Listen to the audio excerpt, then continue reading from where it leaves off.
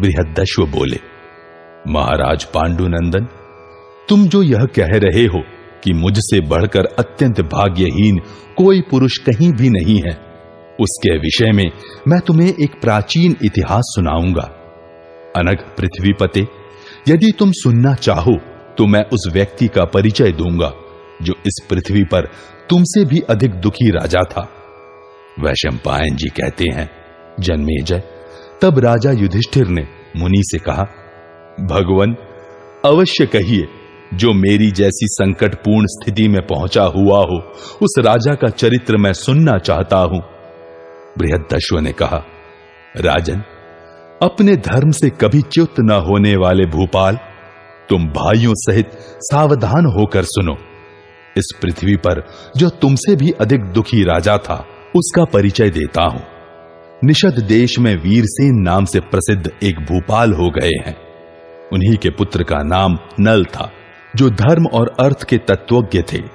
हमने सुना है कि राजा नल को उनके भाई पुष्कर ने छल से ही जुए के द्वारा जीत लिया था और वे अत्यंत दुख से आतुर हो अपनी पत्नी के साथ वनवास का दुख भोगने लगे थे। राजन, उनके साथ न सेवक थे, न रथ, न भाई थे, न बांधव। वन में रहते समय उनके पास ये वस्तुएं कदापि शेष नहीं थी। तुम तो देवतुल्य पराक्रमी वीर भाइयों से घिरे हुए हो। ब्रह्मा जी के समान तेजस्वी श्रेष्ठ ब्राह्मण तुम्हारे चारों ओर बैठे हुए हैं, अतः तुम्हें शोक नहीं करना चाहिए। युधिष्ठिर बोले, वक्ताओं में श्रेष्ठ मुने, मैं उत्तम महामना राजा नल का चरित्र विस्तार के साथ सुनना चाहता हूं। आप मुझे बताने की कृपा करें। बृहद्दश्व ने कहा, धर्मराज, निषद देश में वीरसेन के पुत्र नल नाम से प्रसिद्ध एक बलवान राजा हो गए हैं। वे उत्तम गुणों से संपन्न, रूपवान और अश्व संचालन की कला में कुशल थे। जैसे देवराज इंद्र संपूर्ण देवताओं के शिरमौर हैं, उसी प्रकार राजा नल का स्थान समस्त राजाओं के ऊपर था। वे तेज में भगवान सूर्य के समान सर्वोपरि थे। निषद देश के महाराज नल बड़े ब्राह्मण भक्त, वेदवेत्ता, शूरवीर, द्यूत क्रीड़ा के प्रेमी, सत्यवादी, महान और एक अक्षौहिणी सेना के स्वामी थे।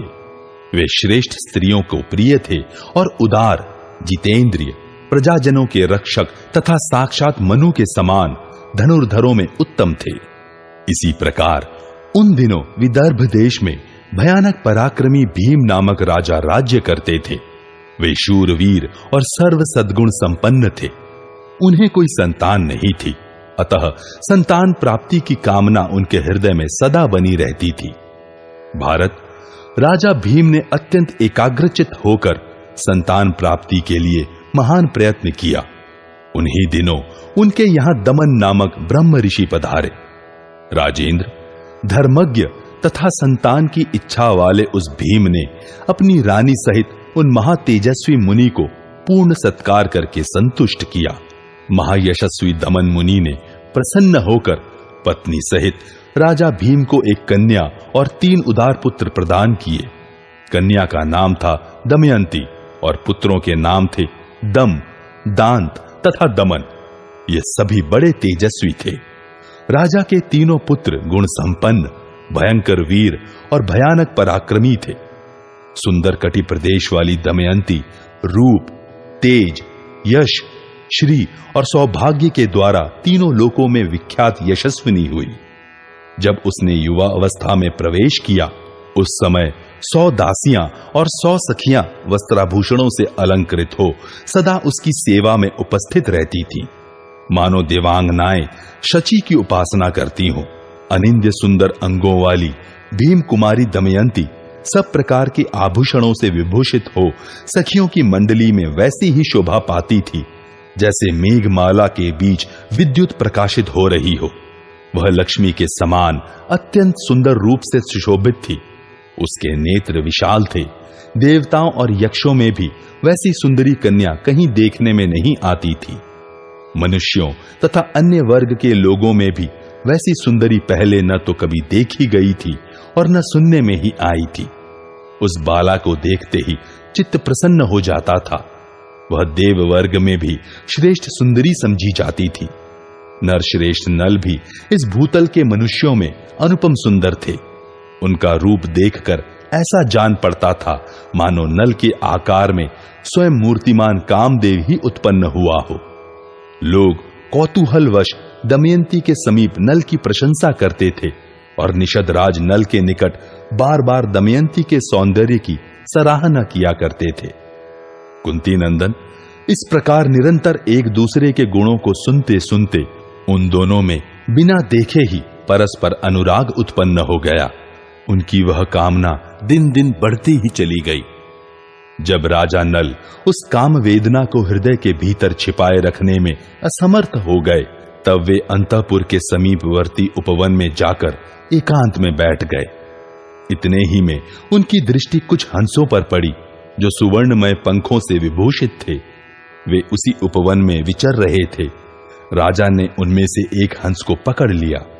तब आकाशचारी हंस ने उस समय नल से कहा, राजन, आप मुझे न मारे, मैं आपका प्रिय कार्य करूंगा।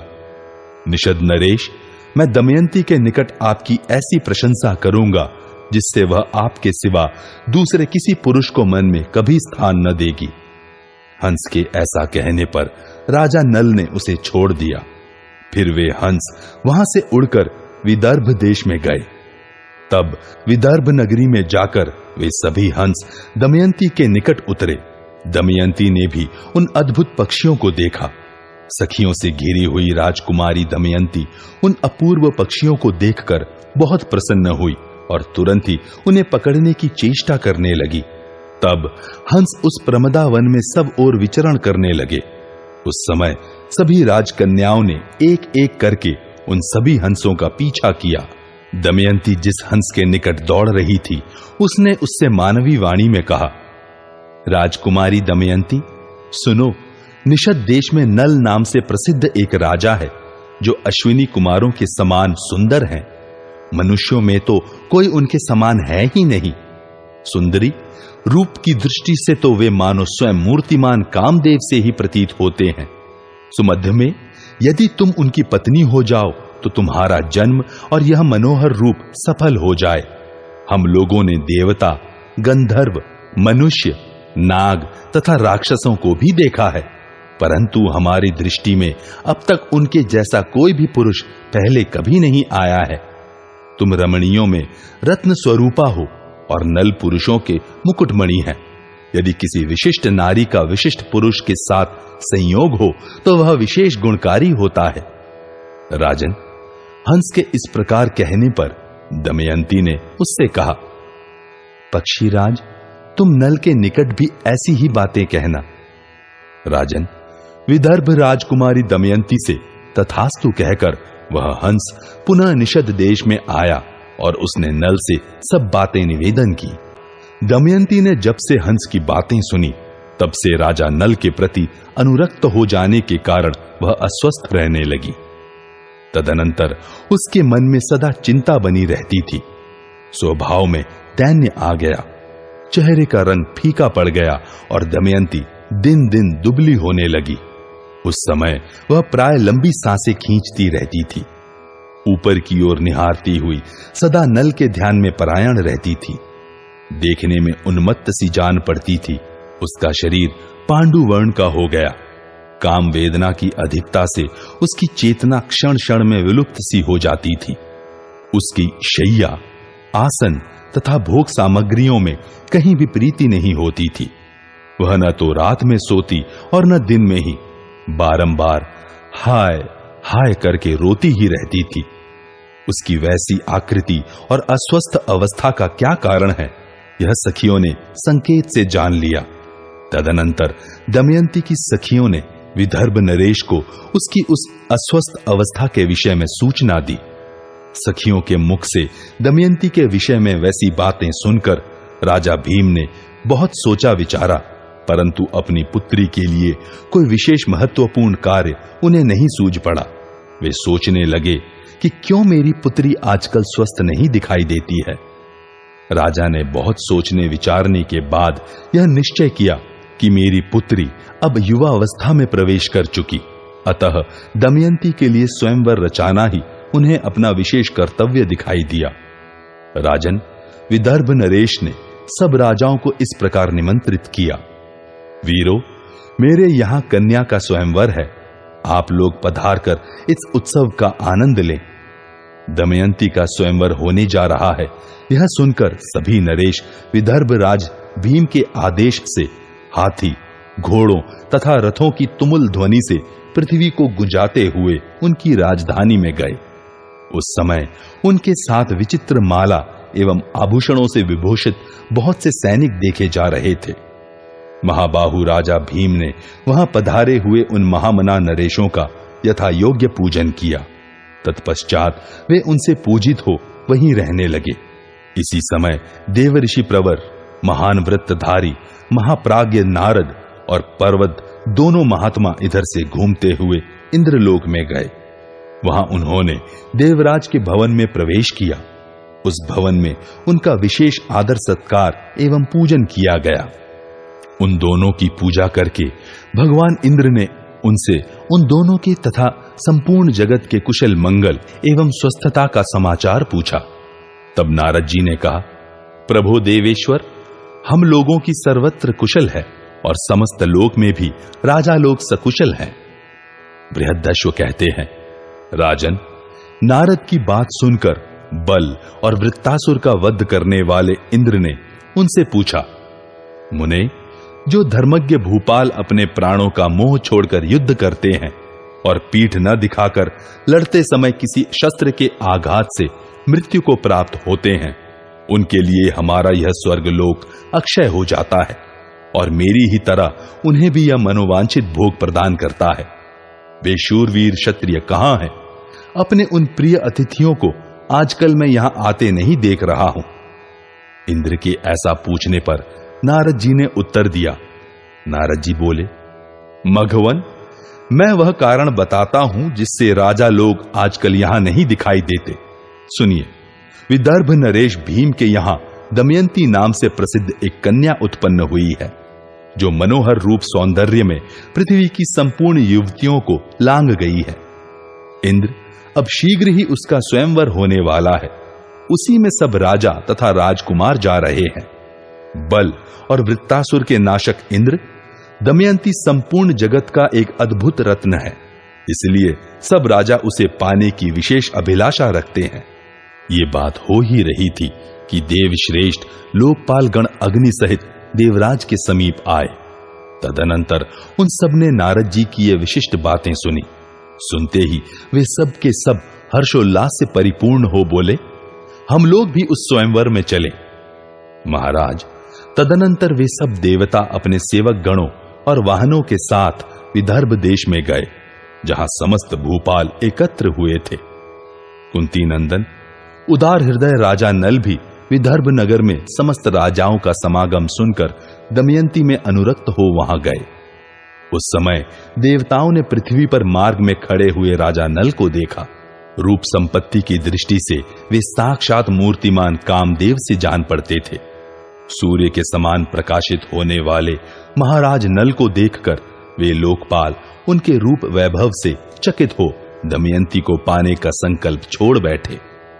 राजन, तब उन देवताओं ने अपने विमानों को आकाश में रोक दिया और वहां से नीचे उतरकर निषद नरेश से कहा, निषद देश के महाराज नरश्रेष्ठ नल, आप सत्यव्रती हैं, हम लोगों की सहायता कीजिए, हमारे दूत बन जाइए। देवताओं से उनकी सहायता करने की प्रतिज्ञा करके राजा नल ने हाथ जोड़ पास जाकर उनसे पूछा, आप लोग कौन हैं और वह कौन व्यक्ति है जिसके पास जाने के लिए आपने मुझे दूत बनाने की इच्छा की है, तथा आप लोगों का वह कौन सा कार्य है जो मेरे द्वारा संपन्न होने योग्य है, यह ठीक ठीक बताइए। निषदराज नल के इस प्रकार पूछने पर इंद्र ने कहा, भूपाल, तुम हमें देवता समझो, हम दमयंती को प्राप्त करने के लिए यहां आए हैं। मैं इंद्र हूं, ये अग्निदेव हैं, ये जल के स्वामी वरुण और ये प्राणियों के शरीर का नाश करने वाले साक्षात यमराज हैं। आप दमयंती के पास जाकर उसे हमारे आगमन की सूचना दे दीजिए और कहिए, महेंद्र आदि लोकपाल तुम्हें देखने के लिए आ रहे हैं। इंद्र, अग्नि, वरुण और यम ये देवता लोग तुम्हें प्राप्त करना चाहते हैं। तुम उनमें से किसी एक देवता को पति रूप में चुन लो। इंद्र के ऐसा कहने पर नल हाथ जोड़कर बोले, देवताओं, मेरा भी एकमात्र यही प्रयोजन है जो आप लोगों का है, अतः एक ही प्रयोजन के लिए आए हुए मुझे दूत बनाकर न भेजिए। देवेश्वरों, जिसके मन में किसी स्त्री को प्राप्त करने का संकल्प हो गया है, वह पुरुष उसी स्त्री को दूसरे के लिए कैसे छोड़ सकता है? अतः आप लोग ऐसी बात कहने के लिए मुझे क्षमा करें। देवताओं ने कहा, निषद नरेश, तुम पहले हम लोगों से हमारा कार्य सिद्ध करने के लिए प्रतिज्ञा कर चुके हो, फिर तुम उस प्रतिज्ञा का पालन कैसे नहीं करोगे? इसलिए निषद राज, तुम शीघ्र जाओ, देर न करो। बृहदश्व मुनि कहते हैं, राजन, उन देवताओं के ऐसा कहने पर निषद नरेश ने पुनः उनसे पूछा, विदर्भ राज के सभी भवन सुरक्षित हैं, मैं उनमें कैसे प्रवेश कर सकता हूं? तब इंद्र ने पुनः उत्तर दिया, तुम वहां प्रवेश कर सकोगे। तत्पश्चात राजा नल तथास्तु कहकर दमयंती के महल में गए। वहां उन्होंने देखा, सखियों से घिरी हुई परम सुंदरी विदर्भ राजकुमारी दमयंती अपने सुंदर शरीर और दिव्य कांति से अत्यंत उद्भासित हो रही है। उसके अंग परम सुकुमार हैं, कटी के ऊपर का भाग अत्यंत पतला है और नेत्र बड़े सुंदर हैं, एवं वह अपने तेज से चंद्रमा की प्रभा को भी तिरस्कृत सी कर रही है। उस मनोहर मुस्कान वाली राजकुमारी को देखते ही नल के हृदय में कामाग्नि प्रज्वलित हो उठी। तथापि अपनी प्रतिज्ञा को सत्य करने की इच्छा से उन्होंने उस काम वेदना को मन में ही रोक लिया। निषद राज को वहां आए देख अंतःपुर की सारी सुंदर स्त्रियां चकित हो गईं और उनके तेज से तिरस्कृत हो अपने आसनों से उठकर खड़ी हो गईं। अत्यंत प्रसन्न और आश्चर्यचकित होकर उन सब ने राजा नल के सौंदर्य की प्रशंसा की। उन्होंने उनसे वार्तालाप नहीं किया, परंतु मन ही मन उनका बड़ा आदर किया। वे सोचने लगी, अहो, इनका रूप अद्भुत है, कांति बड़ी मनोहर है तथा इन महात्मा का धैर्य भी अनूठा है। न जाने ये हैं कौन? संभव है देवता, यक्ष अथवा गंधर्व हो। नल के तेज से प्रतिहत हुई वे लजीली सुंदरियां उनसे कुछ बोल भी न सकी। तब मुस्कुराकर बातचीत करने वाली दमयंती ने विस्मित होकर मुस्कुराते हुए वीर नल से इस प्रकार पूछा, आप कौन हैं? आपके संपूर्ण अंग निर्दोष एवं परम सुंदर हैं। आप मेरे हृदय की कामाग्नि को बढ़ा रहे हैं। निष्पाप वीर, आप देवताओं के समान यहां आ पहुंचे हैं। मैं आपका परिचय पाना चाहती हूं। आपका इस रनिवास में आना कैसे संभव हुआ? आपको किसी ने देखा कैसे नहीं? मेरा यह महल अत्यंत सुरक्षित है और यहाँ के राजा का शासन बड़ा कठोर है। वे अपराधियों को बड़ा कठोर दंड देते हैं। विदर्भ राजकुमारी के ऐसा पूछने पर नल ने इस प्रकार उत्तर दिया। नल ने कहा, कल्याणी, तुम मुझे नल समझो, मैं देवताओं का दूत बनकर यहां आया हूं। इंद्र, अग्नि, वरुण और यम देवता तुम्हें प्राप्त करना चाहते हैं।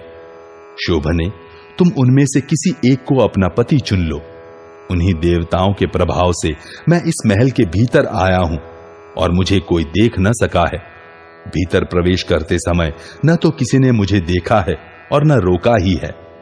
भद्रे, इसीलिए श्रेष्ठ देवताओं ने मुझे यहां भेजा है। शुभे, इसे सुनकर तुम्हारी जैसी इच्छा हो वैसा निश्चय करो।